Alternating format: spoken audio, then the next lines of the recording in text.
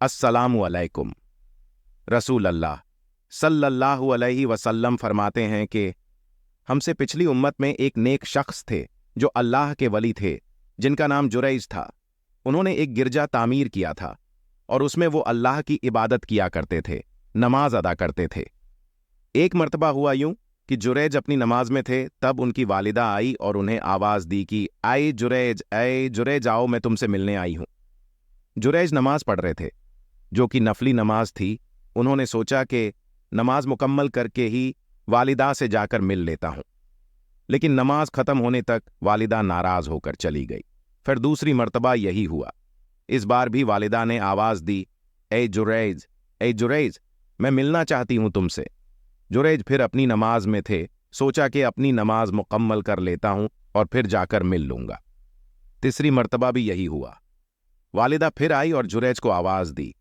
जुरैज इस वक्त भी अल्लाह की इबादत में थे और मां नाराज हो गई। फिर कहा कि ए जुरैज, तू तवायफों का मुंह देखे। ऐसी बद्दुआ देकर वहां से चली गई। आगे आप सल्लल्लाहु अलैहि वसल्लम फरमाते हैं, जुरैज की जो मकबूलियत थी, इनकी जो इबादत थी, इससे लोग जलते थे और लोग वैसे ही जुरैज पर इल्जाम लगाना चाहते थे।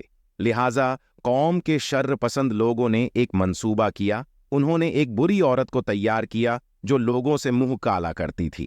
उस औरत ने जुरैज के गिरजा के बाहर एक चरवाहा था, उससे अपना मुंह काला किया, जिससे उसको हमल ठहर गया और उससे एक औलाद हुई जो जिना की थी।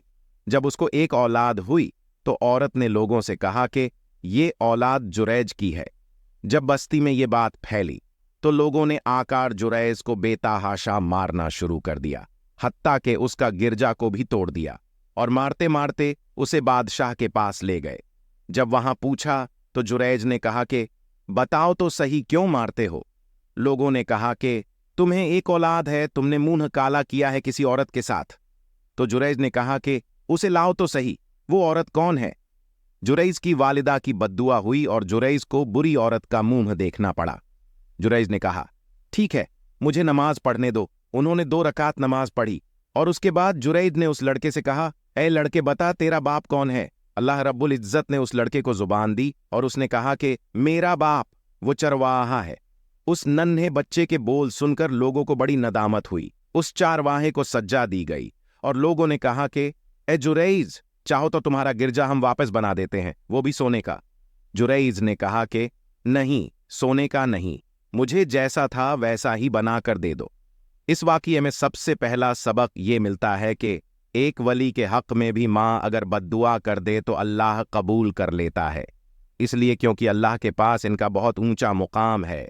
ये दुआ दे तो कबूल, बद्दुआ दे तो कबूल, चाहे आपकी शख्सियत कुछ भी रहे। सुभान अल्लाह। दूसरा सबक ये पता चलता है, एक मामूली सी लर्जिश जो जुरैज से हुई, उसका इतना अजीम नुकसान उन्हें हुआ कि अल्लाह रब्बुल इज्जत ने इतनी बड़ी आजमाइश में डाल दिया जुरैज को। ये उनकी बिल्कुल भी मामूली सी गलती थी। अल्लाह रहम करे। ऐसी गलती तो आज हम में से कौन नहीं करता। हमारे वालिदैन 1000 मर्तबा आवाज देते हैं, लेकिन फिर भी हम उन्हें नजरअंदाज करते रहते हैं। अल्लाह मुआफ करे हमें।